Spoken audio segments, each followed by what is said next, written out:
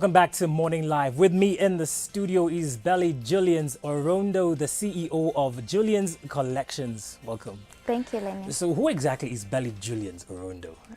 Belly Julians is a business lady with Julians Collection, as you've said, and I'm also a communication and PR consultant. Okay. Yeah. How many years have you run Julians Collections? I run it for 3 years now, since 2017. Okay. Yeah. Why begin Julians Collections? I saw the need of getting extra cash to supplement what I already have, especially now that I'd gone back to school. So I needed something on the side to supplement my salary. That's why I started Julian's Collection. Okay. Yeah. Now, just moving along with that, why are Kenyans so fascinated with having side hustles, in your opinion?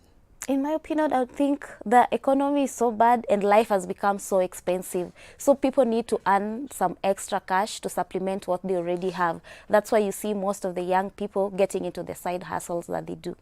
Okay. Yeah. So the cost of living in Kenya, in the country, has really gone up. Yeah, so what are some of the side hustles the youth can actually delve in? Yeah, there are several side hustles. Like somebody can be like me, you buy and resell stuff. You can go to Gikomba Market, buy clothes, buy shoes, and then you resell them at a higher price so that you get some income. Those who are working, you can buy snacks, you make some mandazi, samosas, you go to the office, you sell to your colleagues. That is one way of getting cash. You can also start your own blogs. With the new technologies, you can be a vlogger or just write your blogs. Blogs like WordPress are free, so you can start your online blog. You can also start come together as friends and do the car wash over the weekends. You can get cash through that. Yeah. But now, Belly, this takes capital. Yeah. In as much as it's little, you know, accessibility to finances is also a hindrance. What's your take on this? The first thing, you need to have some little savings. Yeah. It's not you do not have to take a loan to start a side hustle. You can start with the little that you have, maybe 1,000 shillings. You buy something, you resell, or you come together as a group of friends.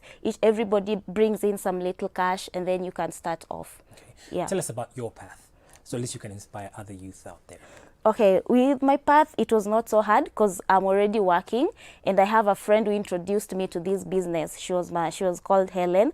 So we were thinking, like, life has become so difficult. I've gone back to school. I spend a lot from work. You have to go to school. You need your pocket money. You need to buy books. So we were like, what can we do on the side? And then we saw some Ankara. Somebody was selling Ankara ponchos, and we were like, can we try these? And she was like, yes, we can. So she brought some money. It was just 1,000 shillings. I also got my 1,000 shillings. We bought a few pieces, and then we started selling online on our Facebook pages. So the more we shared those photos, people were so interested. So it gave me the courage, it means then I can do more. So after selling the ponchos for some time, I realized that people needed more. They wanted branded t-shirts, they wanted branded hoodies. So I decided to source for them. And right now, I can say the business is doing good. All right. Yeah. So tell us, how does one balance employment on the one hand and also starting a side hustle? What are the steps? Yeah, being a seasoned entrepreneur that you are, what are the steps that the youth out there can do?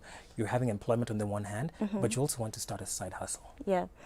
It's not so difficult, especially now that we have online platforms. We have Instagram, we have Facebook. Most of my sales, I do them online. So what you do, and Facebook also gives us something called you boost your post. So you don't have to do the marketing yourself. You just you post your items, and then you boost them to reach a certain your targeted market. So you just do it online, and you can also talk to friends. If you meet friends, you tell them, hey, I'm doing this is my side hustle, could you please promote me, and these are my stuff. But mostly internet works so well. Okay. Yeah. And how much time should be devoted to a side hustle?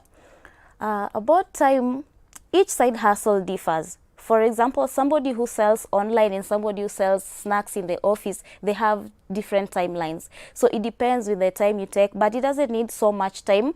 Like for me, if I sell online, I only need to go post my item, boost it, and then check on maybe hourly to see the people who are requesting and what they need, and then you take it. But for somebody selling snacks, you just go in the morning, tell guys what do you want, take the orders, or you can take the orders the previous day so that the next day you just come and deliver. So the timelines varies according to the side hustle that you do. Okay. Yeah. So now, Belly, at what point do I decide as a young entrepreneur, fine, So now my side hustle is actually making profit. I'm breaking even. At what point do I decide, you know what, my side hustle is actually going to become my main hustle? That one I can say before your side, if your side hustles give you more money than what you earn, then you can go for it. But I would always tell the young people, don't leave your main job and go into your side hustle before you can get enough money. Because with business, there are times that the business is good, and then there are times that business is bad. So you really have to see, is it really booming? Will it take me for like up to 6 months or the whole year? If that is your case, then you can leave your main job and do your side hustle as a full-time job. But before you stabilize, just stay on your job and let it be, because a side hustle is something that supplements you. But if it's giving you more money than what you earn, then it's okay. But if it is not giving you more money, it is just some little money, then just stay in your job and continue with it until it grows. Yeah. We now have the competency-based curriculum, which is actually empowering the youth out there and the children out there. But back in the day, how career paths? Yeah. You know, the youth out there would take wrong career paths. What would your advice be right now in choosing a career path? In choosing a career path. Right now, I think with the emergence of coaches and teachers and career guidance in school, somebody can really be helped. But for those who chose the wrong career path, because our parents always told us what to do. Because personally, my parents wanted me to become a lawyer. That was not the path I wanted to take. I wanted to be something different. So I did a course in cabin crew. Unfortunately, I did not make it in the aviation industry. But right now, I'm doing something that I'm so passionate about. It was not a straight path. I'm doing communication and PR, and it's something I'm so passionate about, something I like. So even if you make the wrong career choice, later on in life, you can always change.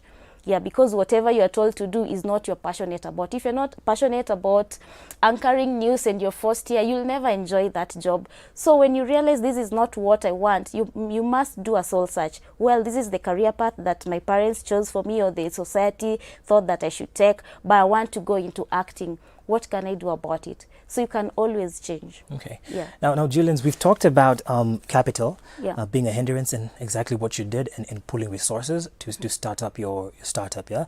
But there are also some legal hurdles that the youth out there should be looking out for. What are some of these legal hurdles that we need to overcome?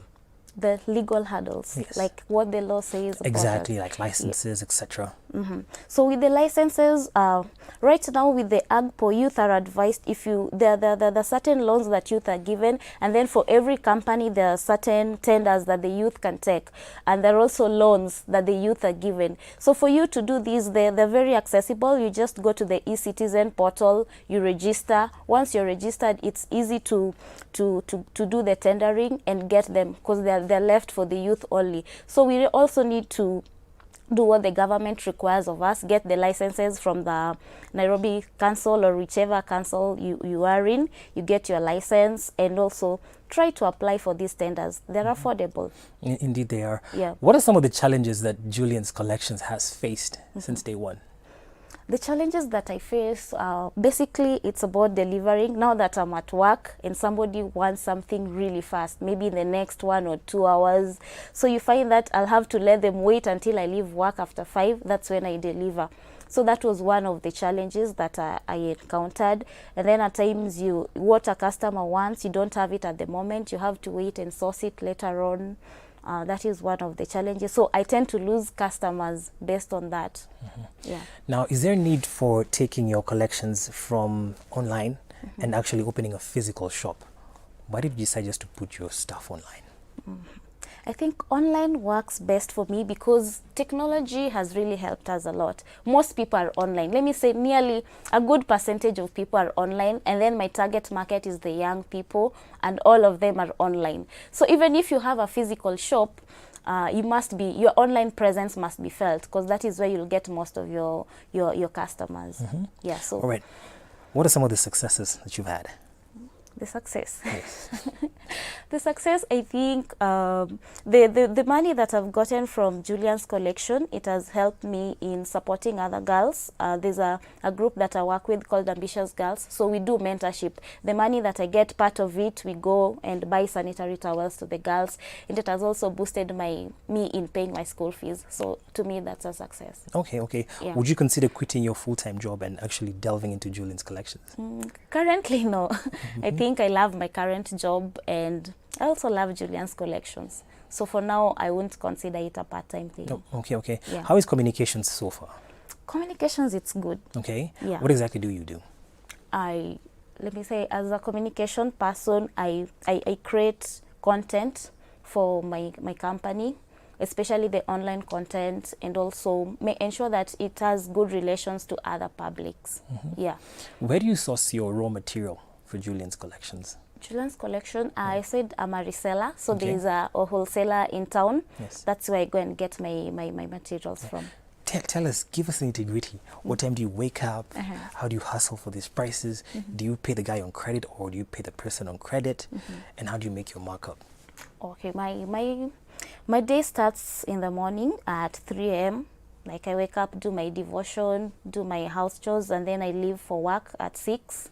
I go to the office. So before my boss comes in, I hope he's not watching, at least I go to my page. I have a page called Julian's Collection. I make my postings, and then I check. The people are always online. At least they've said what they need. I contact them. I get them online via WhatsApp or make calls, and then we agree. Like at this time, at 5 p.m., I'll send you you can meet in town. I do free deliveries in town. But for those who are not in town, I can send them outside Nairobi. I send them as a parcel at their cost. And then those I use now with the emergence of Taxify borders, I just address it, call a Taxify border, and then I get them delivered. So meanwhile, at my office, I just do my normal office work. But during lunch hour, I also check my page again to get my customers and contact them. And then in the evening after work, I just do my deliveries. Okay. Yeah. What's the importance of after-sales service to you as an entrepreneur?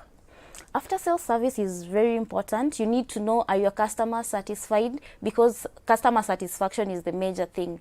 And I also feel good when my customers give me feedback, like, I like your items, improve on these. This time the quality was not so good like this one. So when you get those reviews, it helps me to source for better items than what I've given. Okay. Yeah. Now, Julians, I have a question that most youth out there are eager to ask. At what point do you employ somebody else to help you?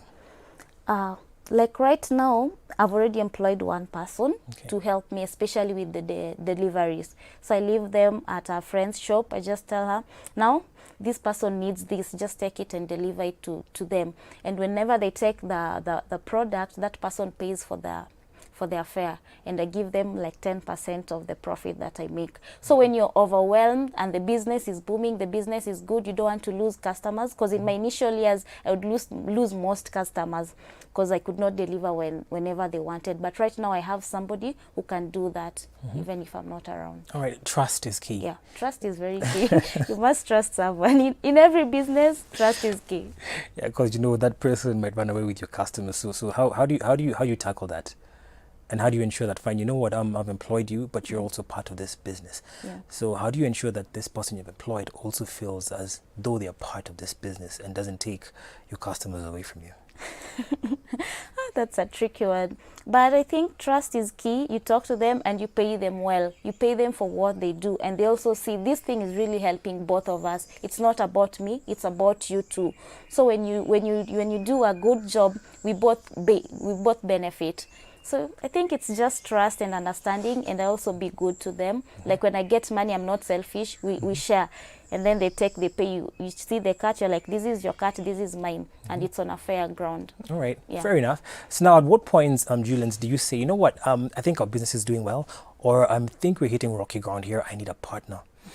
At what point should a person in a side hustle decide, you know what, I need a partner for various reasons?